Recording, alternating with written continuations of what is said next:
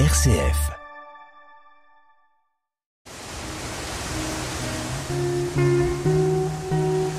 Escapade en Champagne. Un voyage au fil des siècles, des gestes et des savoir-faire.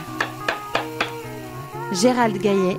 Bonjour, aujourd'hui je vous propose de vous diriger vers l'église de Saint-Mars-sur-le-Mont. Saint-Mars-sur-le-Mont, c'est sur la route entre Vitry-le-François et Sainte-Ménéhould. Et puis après vous pouvez arriver par la Grande Roumanie, vous pouvez arriver par différents chemins. J'ai près de moi pour en parler de cette église Dominique Tronquoy, l'archiviste du diocèse de Châlons. Bonjour Dominique. Bonjour Gérald. Je vais reprendre l'idée que vous venez de développer, c'est-à-dire venir de. Moi je suis venu de Châlons ce matin, un peu moins de 3/4 d'heure. Mais je pense que en 1777, Monseigneur Antoine Éléonore Léon Leclerc de Juigné a mis plus de temps. Parce que c'est cet évêque qui a inauguré, consacré l'église et qui l'a consacré à cette date-là. On est donc dans la deuxième partie du XVIIIe siècle et quand on est devant la façade de l'église, on voit bien qu'elle est de cette époque-là. Alors, d'un autre côté, l'appareillage utilisé pour la construire. Vous avez ici de la pierre légèrement jaune, je le présume sans être spécialiste que ça peut être de la pierre de Sommières. Vous avez sur le côté des briques et vous avez sur la partie basse une reprise de pierre. Donc on n'est pas du tout dans les constructions héritées du Moyen-Âge. On est bien 18e siècle avec le matériau du 18e siècle. Alors on peut imaginer que de chaque côté de cette grande porte, il devait y avoir des statues. Oui, alors on est devant une façade qui, sans être absolument semblable ou similaire, rappelle plus la façade de la cathédrale à Châlons que celle de Notre-Dame.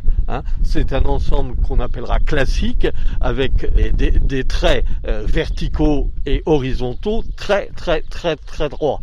Et puis le triangle qui couronne l'ensemble du portique. Et au-dessus, donc on peut imaginer un clocher.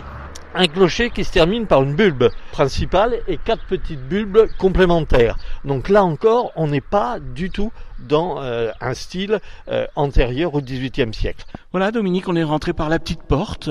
Et qu'est-ce qu'on y voit ?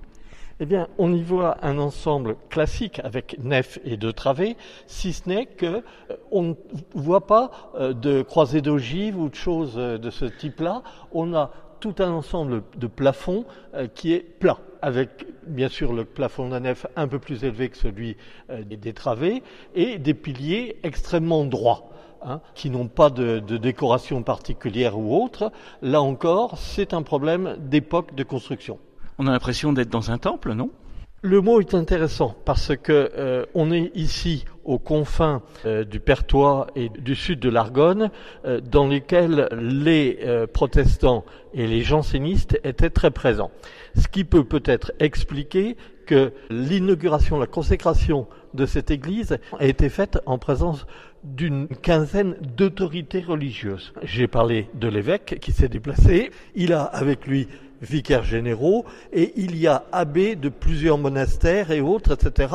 C'est vraiment une grande cérémonie tellement importante que le curé du lieu va trouver l'intérêt de l'écrire dans le registre des baptêmes, mariages et sépultures. C'est pourquoi on a une idée à peu près précise, non pas du déroulement de la cérémonie et autres, ça c'est pas indiqué, de toutes les personnes présentes importantes. Eh bien Dominique Tronquoy, merci de cette visite à Saint-Mars-sur-le-Mont. On invite donc nos auditeurs à venir dans cette église. Elle est ouverte tous les jours, on y entre par la petite porte sur le côté. Bonne visite à tous. Merci Dominique. Merci Gérald.